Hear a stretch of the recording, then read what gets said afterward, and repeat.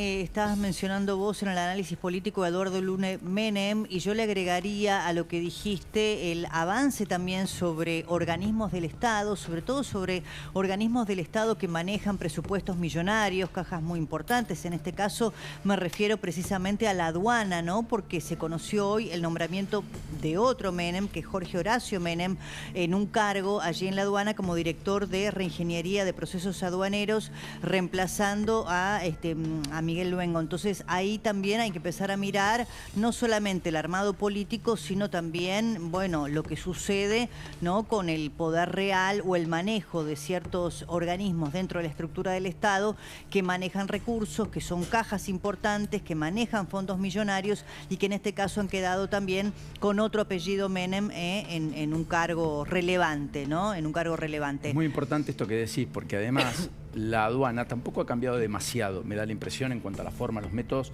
respecto a lo que venía ocurriendo. Cuidado con eso.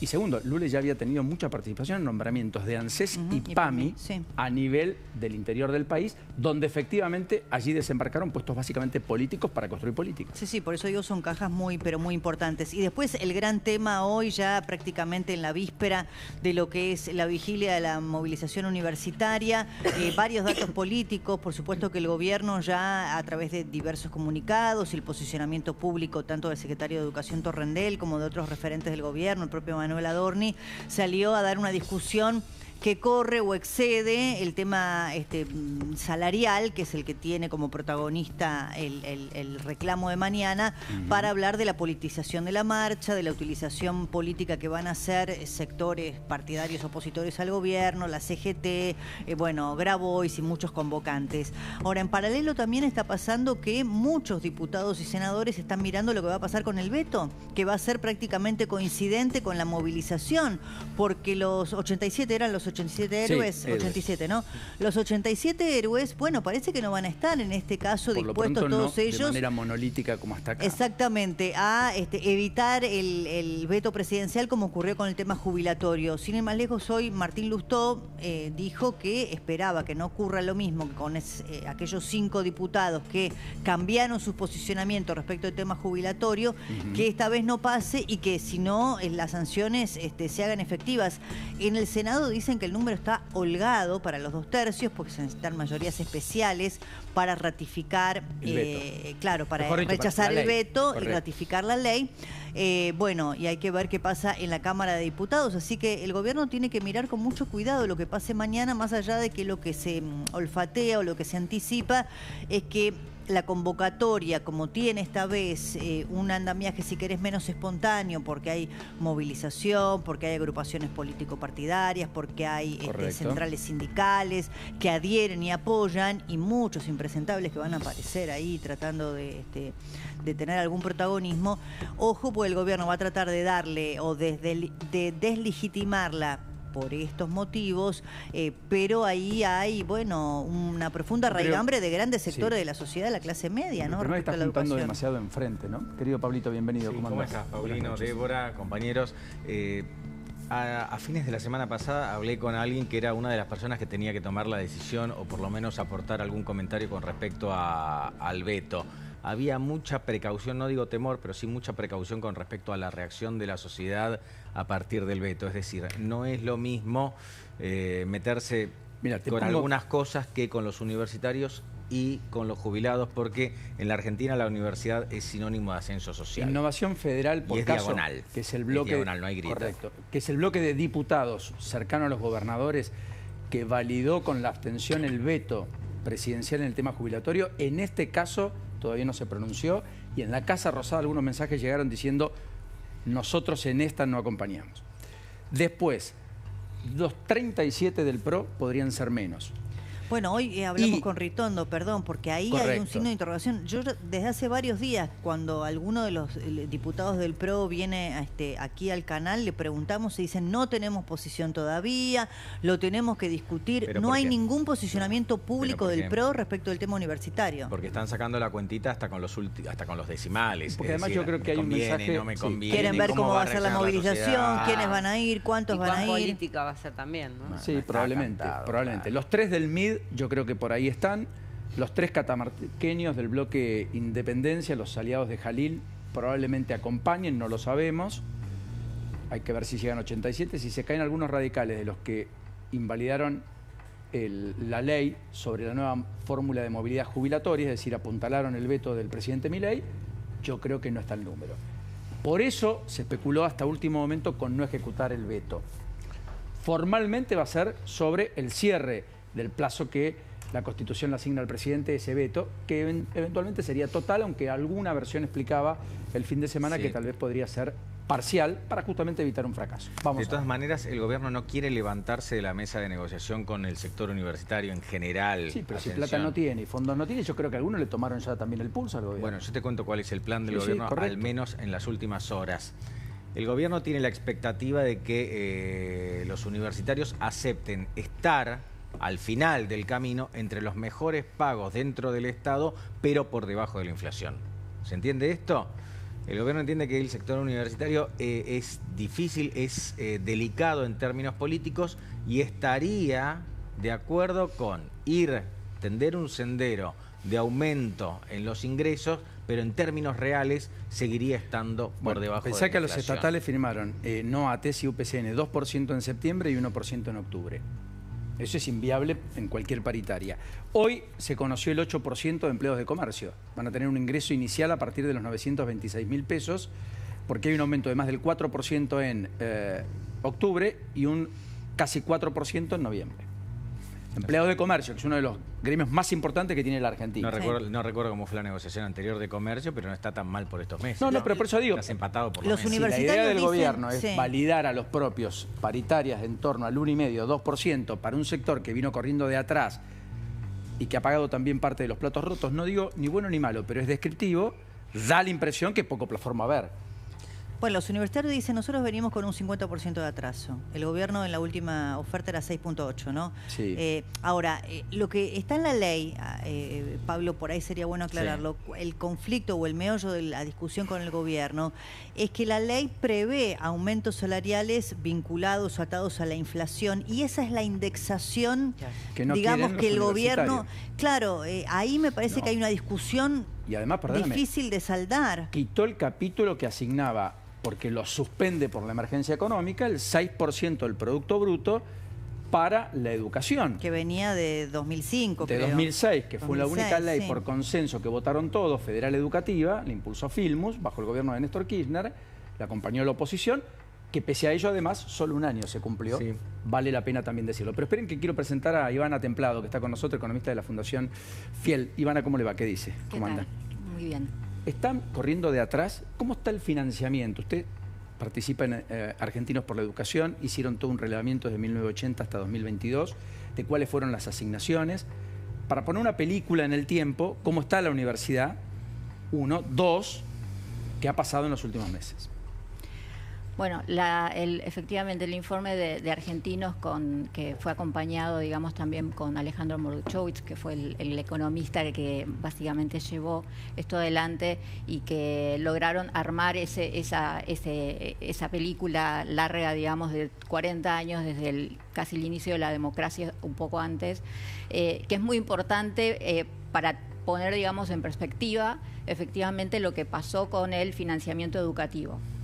Y el informe es bastante abarcativo, pone, digamos, una mirada sobre el nivel superior, pero también, por supuesto, sobre el nivel obligatorio, nivel básico, que es el que se lleva, digamos, como el mayor porcentaje. Pongamos algunas placas para acompañar.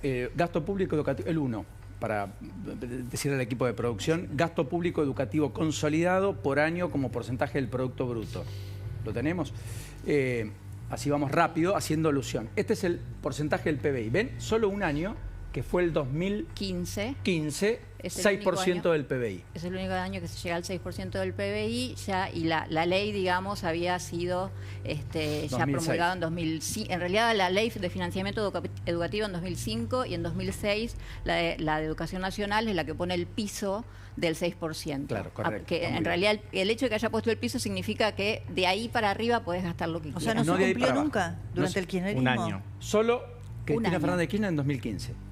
Después no lo cumplió efectivamente el gobierno de Mauricio Macri no lo cumplió Alberto Fernández, que estuvo muy por debajo inclusive, tampoco Cristina Fernández de Kirchner en su primer mandato. Esto y me en todos los parece años. muy revelador, porque cuando vos escuchás a todos los referentes del kirchnerismo y hablar de este tema, entonces la verdad yo me acuerdo perfectamente de la discusión en el 2005 cuando Néstor Kirchner propone esta cantidad de producto, digamos, del PBI puesto en materia educativa. Ahora, que no se cumpla nunca.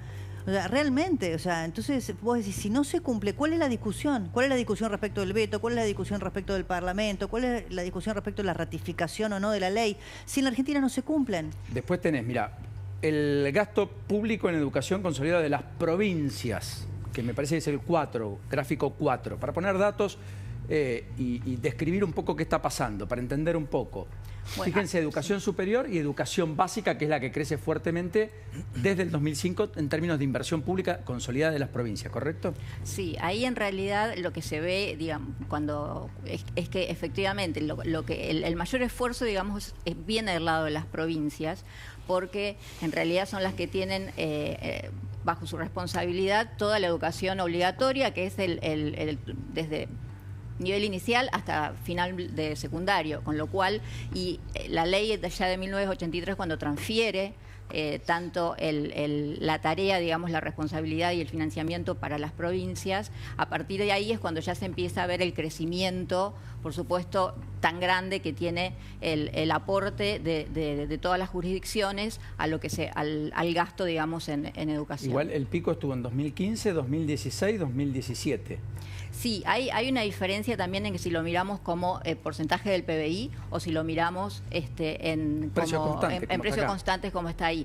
Lo que tiene, que es lo que decía un poco Débora, que al poner también la ley, las dos leyes, digamos, que están regulando sobre todo el sistema, ese paraguas del 6% del PBI, en realidad también lo que hace es que convierte al gasto en educación como muy procíclico, ¿sí? En épocas de recesiones se baja el gasto y en épocas de expansiones el gasto sube, ¿sí? Y por otro lado, lo que no queda claro en ninguna de las leyes es cómo y quién gasta y cuánto, ¿sí? ¿A quién le corresponde? Que habría que precisarlo, dice usted. Y es difícil de todas formas llegar a una fórmula que diga cuánto tiene que gastar cada provincia para que al final del año esa suma de 6%. Ahora, ¿sí? Ivana, discúlpeme, si yo la entiendo bien, las discusiones entonces de estas leyes son una abstracción. Porque, digamos, la Argentina está desgarrándose, discutiendo si los legisladores de tal partido, tal otro, si el presidente veta, pero termina siendo una abstracción, porque tienden a poner objetivos, digamos. Claro, es un enunciado de buenas intenciones. Vos sabés que la ley en la Argentina no es un imperativo, la ley en la Argentina es un enunciado. Entonces, de ahí para abajo, claro, se interpreta, no se cumple necesariamente. Pero qué manera de malgastar nuestro tiempo, nuestras discusiones públicas. No, está bien, pero lo que digo es, el problema que está pasando hoy es que a todo esto que estás viendo se le cayó el gasto. Porque acá no está el dato 2024 consolidado. Ahora el gasto 2024 está muy por debajo. Ponen la placa de Martín Rapetti para entenderlo mejor sobre universidades, por favor. Porque Martín Rapetti, de Equilibra, además, economista, hace la cuenta de cuál es la pérdida de este año. Porque con el argumento nunca lo cumplimos, entonces podemos hacer cualquier cosa. También podemos caer en la idea, bueno, entonces hagan cualquier cosa. Claro, no Con el cuadro de Martín Rapetti, claro. ahí está. ¿Ves la caída? 34% en términos reales. 34%. Eso entonces, es el total de lo destinado al presupuesto universitario. Transferencias a universidades. Porque correcto. la discusión que se zanjó aparentemente después de la primera marcha universitaria es los gastos de funcionamiento de las universidades. Ahora la discusión está basada en lo salarial. Exactamente, en lo salarial primero y fundamentalmente. Correcto. Y tampoco está zanjado en cuanto al financiamiento. Hay muchas que todavía están hoy en crisis y con emergencias, con leyes decretadas de emergencia para su propio financiamiento. Funcionamiento, digo, porque tienen autonomía. Te quiero hacer una pregunta, Ivana. ¿Vos considerás que las universidades en este momento tienen el dinero suficiente para funcionar? ¿Considerás que la protesta es completamente legítima porque están pasando por una situación muy compleja en términos de financiamiento? ¿O considerás que no tiene ningún sentido la marcha? En base a los números, ¿eh? No, a ver, los números, primero, los números del informe llegan hasta 2022, que es lo que está, digamos, publicado. Pero y lo que realmente puede ser. un poco qué pasó después, como especialista en el tema. Revisando, o sea, en realidad lo que, si me preguntás si está justificada la marcha, bueno, digo, hay muchas fuerzas. Desde el punto de vista de la cuestión económica, ¿no? Acá estamos hablando, pongámoslo en términos muy fríos y crueles, el mundo necesita dinero para funcionar, la universidad pública necesita dinero para funcionar. ¿Está bien lo que están pidiendo o te parece que están exagerando? A ver, entiendo que están pidiendo que se respete como al menos el presupuesto de los años anteriores, que son los que necesitaban para funcionamiento. También hay un punto cuando se pide, digamos, como más transparencia o mayores niveles de auditorías. De auditorías. ¿También te parece razonable? Y yo creo que todo lo que se financie con gasto público debería ser auditable y transparente. Claro, justamente el gobierno lo que está diciendo es desde 2018 que no se están auditando las universidades. Sí. Con lo cual estamos entre dos actores, frente a dos actores con un cierto nivel de intransigencia. Sí, siempre existen medias verdades que justifican a unos y a otros. Lo que eventualmente está pasando, creo yo, es que los docentes están pagando los platos rotos. El gobierno tiene ideas de avanzar, pero va a mitad de camino. Tal vez para el gobierno habría que ir a un arancelamiento, habría que cobrar a los extranjeros, habría que construir un sistema de becas mayor. No lo sé, habría que poner cupos en determinadas carreras porque no se necesitan tantos abogados, porque no se necesitan tantos psicólogos, porque hay que hacer más ingenieros, más médicos, no lo sé. Habría que cerrar algunas universidades también para el gobierno, quizás tal que vez crecieron quizás rápidamente. Bueno, de hecho hubo un intento, una ley, se cerraron 5 y después sacaron a la Universidad de Río Tercero, si mal no recuerdo, en un acuerdo con el radicalismo y con Rodrigo de Loredo en particular. Ahora, más allá de eso, esa discusión no está, como tampoco con el sistema jubilatorio, donde el gobierno también parece querer avanzar en aumentar la edad jubilatoria, en cambiar patrones respecto a lo que ocurre. Claro, ahora toda esa discusión, la pregunta es si es un justificativo del ajuste o si es una discusión válida de un cambio, un proyecto, una propuesta, en este caso en materia educativa, que tiene el gobierno. Eso no está claro porque todos estos temas que vos pones sobre la mesa son temas debatibles. ¿Por qué no está claro? Y porque, bueno, el gobierno argumenta que tiene todas estas ideas a discutir, pero no está claro si es una justificación para la merma de recursos. Yo no tengo ningún tipo de duda de que es una cuestión de ajuste. Y que esta discusión está solo dada para justificar el ajuste y distraernos con otros temas que quizá tengan alguna profundidad. No sé si distraernos, me parece que el objetivo fundamental del gobierno de este año es ir hacia el equilibrio fiscal y las universidades caen dentro del ajuste. Claro, caen las universidades, la obra pública. Después discutimos la salud, después discutimos la obra pública, después discutimos el sistema judicial. La prioridad es el ajuste este año. Déjenme presentar a Mariano Vilar, que es secretario general del Sindicato de Conductores Navales de la República Argentina, Sinocara, ¿verdad, Mariano? Siconara. Siconara. ¿Por qué me pusieron Sinocara? Perdón, Siconara, disculpe. Sí, no hay problema. Usted es un dirigente joven. ¿Cuánto hace que está en el gremio? Y yo empecé en el 2012. O sea, tiene 12 años. 12 años estando en el sindicato, 2006 de comisión directiva. ¿Es un sindicato de cuántos afiliados tiene? En este momento 3.000 afiliados aproximadamente. Es un sindicato muy específico que ayer hizo una puesta en escena porque entre las cosas que el gobierno amenazó con cerrar estaba la Escuela de Pesca. La Escuela Nacional de Pesca. Escuela Nacional de Pesca. Sí. ¿Tuvieron ratificación de ese cierre? ¿Hubo comunicación formal o dieron marcha atrás y nada va a ocurrir? Hasta ahora no hay novedades por parte de la Armada. Se mantiene lo que transmitió Gustavo Príncipe, que es el director general de Educación de la Armada, el día viernes al cuerpo docente, a los alumnos y al personal administrativo. ¿Y eso que transmitió qué es? Que el cierre definitivo de la Escuela de Pesca. O sea, la escuela hasta hoy cerraría. Cerraría, sí, el último día de diciembre. Con lo cual quedaríamos sin ningún instituto de formación para la gente, trabajadores de la pesca. ¿Y qué consecuencias económicas tiene para la Argentina? Porque siempre cuando suceden estas cosas uno se pregunta si el ahorro fiscal tiene una consecuencia en una situación, bueno, económicamente perjudicial para la Argentina a futuro, ¿no? El cierre de la Escuela de Pesca. Y sin trabajadores a bordo de los buques pesqueros, por ejemplo, la Argentina perdería de exportar los 2.000 millones aproximadamente de dólares que exportó el año pasado. La Escuela de Pesca es una escuela única en su tipo en Latinoamérica, que forma a trabajadores especializados de la pesca. Yo represento al Sindicato de Conductores Navales. Nosotros somos jefes y oficiales de máquina de los buques mercantes de bandera nacional. En este sentido, tanto de la pesca, areneros, remolcadores, petroleros, etc. Pero en la especialidad cubierta, la Escuela de Pesca forma lo que se denomina desde piloto de pesca a capitán de pesca.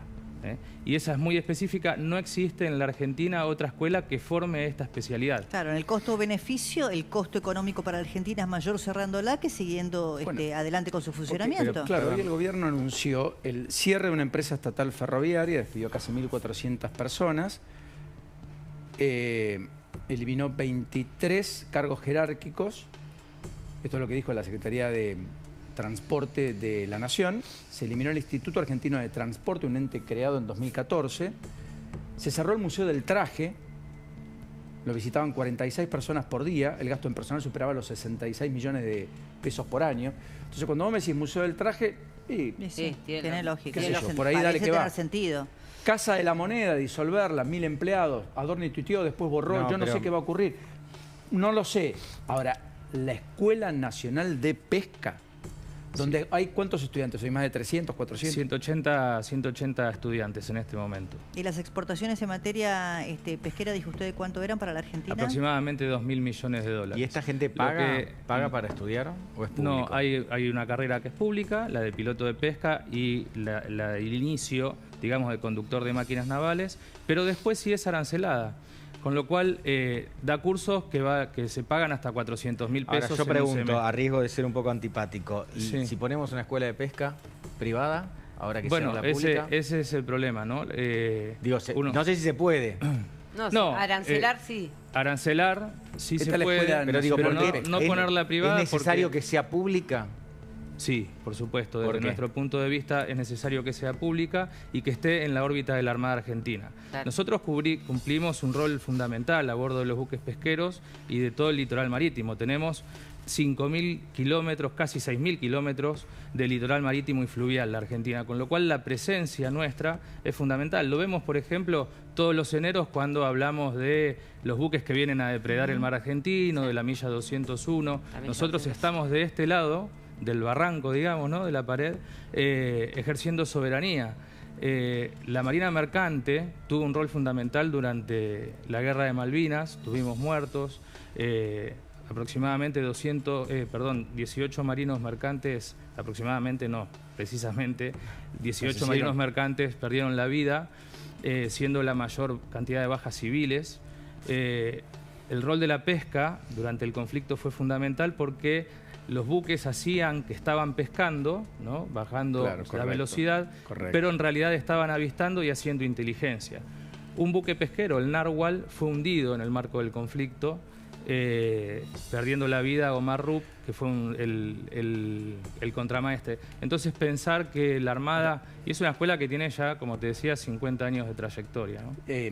Hay un tema que preguntó Pablo que está bien. ¿Se puede estudiar en una escuela o en una universidad privada? Se podría, todo se puede estudiar en una Está bien, pero ¿hay hoy una privada. universidad privada a tal No, efecto? nosotros No existe. estamos todo... O sea, cierra en diciembre. Alguien que quiera hacer esa carrera, ¿dónde la haría en febrero, marzo? Nada, en ningún lado. No Hoy existe. Hoy no existe. Este es el tema que yo Hoy creo no que es existe, importante, con lo por lo cual- cual dio mucho que hablar la noticia. Exactamente, Paulino. Con lo cual lo que nosotros vemos es que por ahí existe algún emprendimiento privado por detrás que hoy no estamos viendo, porque por algún motivo la Armada puede tomar esta decisión de desligarse del funcionamiento y de la capacitación de los marinos mercantes de la pesca, ¿no? ¿Va a estar mañana en la marcha usted, universitario? Por supuesto, vamos a estar acompañando. Esto es un detonante para usted, claro. Claro, claramente. Claramente, vamos a estar ¿La acompañando. CGT va a ir orgánicamente? La CGT va a ir orgánicamente. Es medio complicado, digamos, ¿viste? De decirlo dentro de sus facciones. Nosotros estamos dentro del Frente Sindical y están convocando en distintos lugares. Podemos poner la marcha, los distintos lugares donde mañana se van a congregar. La movilización más importante va a ser a las 5 de la tarde, va a ser uno de los ejes finalmente del día, periodísticamente hablando, más intensos. Todo va a empezar al mediodía. Se recomienda evitar tránsito con vehículos, cortes... Pues esto es la zona del Congreso de la Nación, naturalmente, hacia donde van a ir. Todo esto en el transcurso de mañana. Cortes habilitados parciales. Bueno, Tucumán, en el rectorado, abrazo a la regional, Universidad Tecnológica Nacional, sede del ENET 1, explanada única en Catamarca, San Juan. Ahí estamos viendo, pasemos rápido en la hoja de todo lo que va a ocurrir a nivel país, que va a dar seguramente mucho que hablar, en todas las provincias, en todos los lugares. Definitivamente acá la oposición logra aglutinar bajo una bandera noble, probablemente la protesta contra el gobierno. En eso el gobierno tiene razón, es una protesta contra el gobierno. Siempre que hay un paro, es un paro con condiciones políticas, ¿no? Sí, pero Acá, también en la las China, en marchas del cualquier gobierno lugar. son marchas a favor del gobierno. Eso es, con todo Exactamente. respeto, es una pavada. Correcto.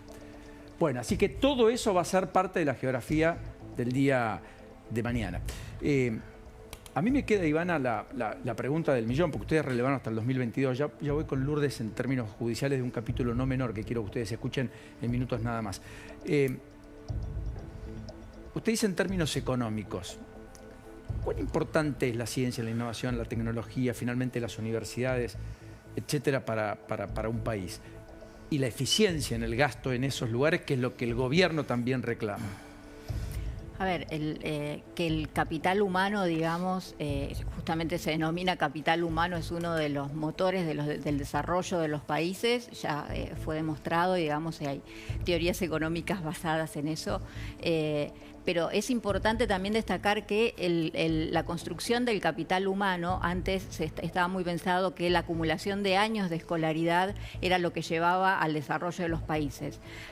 Hace unos 15, 20 años lo que se vio es que en realidad son el nivel de aprendizajes, de conocimientos, lo que efectivamente lleva al desarrollo de los países. Hay una diferencia en eso que significa que no solamente por el hecho de tener acceso a escuelas, universidades, eso por sí mismo, digamos, te garantiza niveles de escolarización o niveles de aprendizaje. La calidad educativa en realidad es muy importante y eso es lo que da pie desde la alfabetización inicial, la primaria, la secundaria completa. Acordate que muy pocos chicos llegan en tiempo y forma y por lo tanto menos todavía pueden llegar al nivel superior y a la universidad. Bueno, ¿sí? Quizás esa sea una de las razones también por las cuales hay pocos graduados en relación a la cantidad de jóvenes que acceden a la universidad.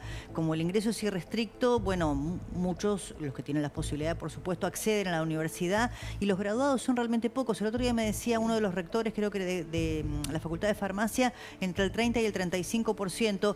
Una de las razones podría ser también la mala calidad de la escuela secundaria, que frustra después el desarrollo o el devenir universitario de esos jóvenes, ¿no? Sí, completamente. Hay otro informe previo de Argentinos por la Educación en donde se revisa por quintiles de ingreso cuál es el acceso y la permanencia de los chicos, digamos, que van ingresando a la universidad y lo que queda bastante claro es que si bien en el primer año, digamos, los deciles de ingreso más o menos están parejos en ese primer año, a medida que transcurre el segundo, tercero, cuarto, quinto año, va decantando esa matriz hacia los niveles socioeconómicos más altos y los deciles más bajos de los chicos que ingresaron justamente se van quedando en el camino por variadas razones. Unas nivel de aprendizaje, otros necesitan salir a trabajar para sostener los estudios, digamos. Son muchos los factores, pero yo creo que uno de los más importantes es que los chicos no están saliendo ni siquiera de la primaria con los saberes necesarios para afrontar la secundaria y mucho menos la universidad. Además hay un dato, digamos, la mitad de los chicos no termina en tiempo y forma en la escuela secundaria, de los que ingresan a la escuela secundaria, y en realidad a los 17 años recibidos solo un tercio, 2 tercios no, porque abandonan, y ahí no es que van y son crónicos, se van del sistema, y es obligatorio que estén de vuelta. La ley es ese no llega a la facultad. Ese no llega a la facultad. Es más, le cuesta mucho después sobrevivir. Pero chicos, el último dato del INDEC respecto de la pobreza marcaba el 18%, vamos a poner números redondos, de indigencia. Ahí la discusión, que son muchísimos millones de argentinos, es la supervivencia cotidiana y diaria. No hay ni siquiera acceso posible a la educación. Eso pero habría que penoso, repensarlo, ¿no? a partir de estos números habría que repensar dónde tiene que estar el Estado. Si es polémico lo que voy a decir, obviamente, pero hasta qué punto la educación tiene que ser totalmente pública o el Estado tiene que reservarse algo ahí para ponerlo en otro lado para que quien ingresa a la universidad y está entre los deciles de menores ingresos pueda tener un acompañamiento a lo largo de la carrera. Es un sistema de becas mucho más sofisticado. Por ejemplo, digo el que se lo merece, el que puede y que lo justifica naturalmente. Está llevándose adelante el debate de los vice en los Estados Unidos de cara a la elección. Quedan 6 apasionantes semanas en los Estados Unidos.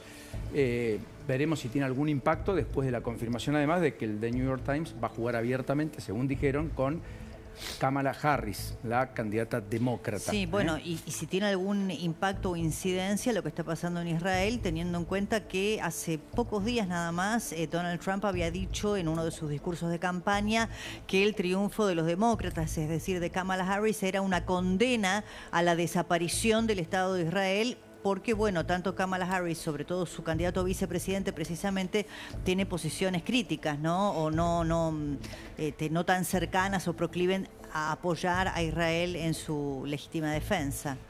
En la previa de la... Ahí estaban las imágenes. En la previa de la marcha, hoy renunció una funcionaria que estaba a cargo de Alicia Caballero, la Agencia de Investigación, Desarrollo e Innovación, que tiene vínculo con más de 70 universidades nacionales y también públicas y privadas.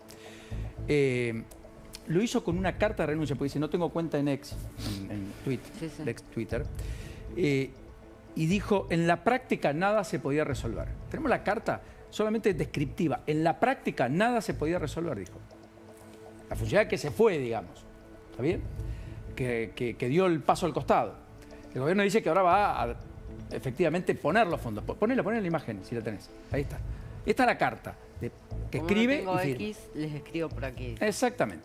Yo lo único que quiero es que se queden con esta idea es la idea de que en la práctica nada se podía resolver. Eso es gestión. Eso es lo que muchas veces se aduce que le falta a un gobierno que dice al mismo tiempo, bueno, estamos gestionando muchas cosas, son demasiados frentes, demasiados temas, no damos para todo. Bueno, es una discusión. Fíjate, sin ir más lejos, que digamos el Ministerio de Capital Humano tiene la enormidad del manejo de la situación social de la Argentina, sumado al tema educativo. La verdad que es una enormidad para administrar. Hoy vino el secretario justamente de Educación Torrendel al programa de Luis Majul y nos decía, entre tantas otras cosas, que tenían poco personal. O sea, me impactó que fuera algo que él remarcara como parte de la problemática que enfrentaba una dependencia tan compleja como la que maneja el área educativa. O sea, él que se quejaba de tener poco personal. Sí. Lourdes, ¿qué pasó con el Ministerio de Justicia? Primero déjame decirte algo, Paulino, porque hoy vos cuando comenzó el programa mencionabas que Claudio Vidal, el gobernador de Santa Cruz, decidió pedirle la renuncia a 7, entre ellos 2 ministros, 3 secretarios, un presidente y un gerente. ¿Todo sabes cómo comenzó? Este fin de semana. Porque hubo un siniestro vial, 2 hombres armados en un vehículo chocan contra una agencia de lotería y se refugian en la casa del ministro de Trabajo, el por entonces ministro de Trabajo. A partir de ahí, los vecinos llaman a la policía y se dan cuenta que esas personas estaban atrincheradas dentro de la casa del ministro de Trabajo, que por entonces no estaba en su casa, sino que estaba en otra localidad. Él dijo, yo no estaba en mi casa, pero bueno, a partir de eso empieza una investigación. Aparentemente una de las personas que estaba armada tenían armas calibre 22, esas 2 personas que fueron aprehendidas. Uno era funcionario de Santa Cruz. A raíz de eso es que viene todo lo que vos contabas al inicio del programa. ¿El ministro quién era? ¿El ministro de Trabajo? El ministro de Trabajo es el ministro Julio Gutiérrez. ¿Ya no es más? Ya no es más. Es uno de los que Uno de cesaron. los 7, sí. También echaron al ministro de Salud. Pero eso, que lo echaron porque había una interna que terminaba los tiros, no entiendo. Mira, todavía es producto de una investigación, pero a raíz de lo acontecido el domingo, con este incidente, siniestro vial, que te digo, terminan El siniestro chocando, vial es un accidente. Y esas 2 personas huyen de esa camioneta y se meten en la casa del ministro Gutiérrez, es que a partir de ahí empieza una investigación judicial y es que empiezan todas estas... el caso para el día de mañana. Bueno, el Ministerio de Justicia, mientras tanto, anuló acuerdos con grupos pseudo-mapuches. ¿Qué es exactamente lo que pasó, Lourdes? Sí, Paulino, hoy emitió un comunicado el Ministerio de Justicia diciendo que había acuerdos realizados por el gobierno anterior con grupos que ellos consideran criminales, no mapuches, que se hacen pasar por mapuches, a los cuales les habían cedido tierras del lago Nahuel Huapi, en Bariloche. Entonces, lo que hace ahora es anular y por lo tanto todo vuelve al Estado Nacional como debería ser, ¿no? Impresionante el caño que tira el aire acá, ¿no? Otro más. Yo no estoy en ese club. No, pero hay que aguantarlo. Así porque... terminé el fin de semana en cama. La nariz. ¿Puede decir que la inflación va a estar en 3,2, como dijo Divertir Progreso, 3,4, pero que en todos los casos empieza con 3 y que perforó el piso de 4? De eso no hay duda. Sí. En septiembre, ¿correcto? Pero Paulino, con todo lo que está haciendo Caputo, si no baja un poquitito de 4, estamos fritos. Sí, probablemente empiece con 3. El último número de inflación, recordemos que bajó el impuesto país y además te quiero sumar algunas cosas que ocurrieron hoy. Hoy se conoció que el gobierno bajaba aranceles, en algunos casos hasta la mitad, para 53 productos que se importan. El objetivo del gobierno con esto es que empiece a notarse justamente en la persona de a pie una baja un poquitito más profunda aún de la inflación. Miren, estos son algunos de los productos cuyos aranceles van a bajar, latas de alimentos naturalmente para tratar de bajar un poco el nivel de precios en ese renglón, también los neumáticos, hay que ver qué piensan empresas como FATE, por ejemplo, de esto, electrodomésticos, lycra y poliéster naturalmente porque la indumentaria es también bastante refractaria a los intentos del gobierno para bajar los precios, para bajar la inflación en realidad. El gran objetivo es que con todas estas cositas se le siga dando un empujón hacia abajo a la inflación. A esto hay que sumarle también un dólar que está controlado, un dólar que está encepado por todos lados, pero además tenemos un Banco Central que está ofertando en los mercados financieros. Quiero agregar algo, la política, lo charlamos al principio del programa, quiero remarcarlo ahora, la política de superávit fiscal está muy pero muy fuerte, el gobierno quiere seguir con esto a rajatabla porque considera que es la clave para terminar bajando del todo la inflación a niveles que estén, por ejemplo, por debajo del 1%, que arranquen con el 0%. Y en este contexto quiero remarcar dos noticias muy importantes. Una de la mañana, otra de hace minutos nada más. ¿Qué pasó? Por la mañana, vos lo mencionaste, pero creo que hay que prestarle muchísima atención a esto. El gobierno le dio de baja a una de las empresas que componen el entramado ferroviario en la Argentina, concretamente a la empresa que manejaba los recursos humanos del sistema de trenes. Son un poquitito menos de 1.400 empleados y es un ahorro importante para el Estado. Consideraban que se superponían funciones y también que tenía gastos injustificados, por ejemplo, la contratación de cantantes, artistas. Esto por un lado. Y ahora lo más reciente, que creo que es realmente importante. En el año 1875 se creó Casa de Moneda, que podría desaparecer mañana. Podría, porque es un potencial, porque Adorni lo había confirmado, pero después borró el tweet. Sí, pero algo va a pasar. Hasta donde yo sé, la van a dividir y fragmentar, naturalmente para achicar. Pero Casa de Moneda, que tiene un problemón porque están entrando billetes de China a precio muy pero muy barato y porque su principal cliente, el Banco Central, no le está comprando, a partir de mañana cambia. Gran dato del querido Pablo.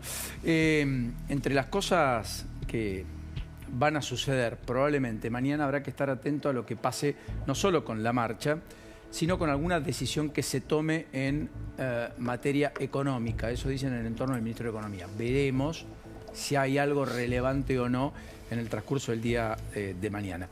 Vale la pena recordar el nombramiento, decías Débora, en la aduana de un hombre muy ligado al Lule Menem, que es el empoderado, como lo decíamos al comienzo, en el entorno de Karina Milei, el hombre que hace la política en el entorno de Karina Milei, y el hombre que no solo colocó muchas personas en PAMI, en ANSES, en distintos lugares del interior del país, sino que eventualmente hoy ha tomado el control de aduana. Sí, Jorge Horacio Menem es el funcionario designado, el área que va a manejar es como director de reingeniería de procesos aduaneros, reemplazando a Miguel Luengo. Y bueno, por supuesto que la aduana, vos recién mencionabas otras dependencias del Estado, pero la aduana tiene la particularidad además de estar atravesada por muchas cuestiones que hay que, digamos, proveer de transparencia, evitar la opacidad, porque ahí hay mucho manejo, ¿no?, vinculado con todo lo que la aduana significa en la Argentina. Sí, veremos si algo cambia o si nada cambia, ¿no?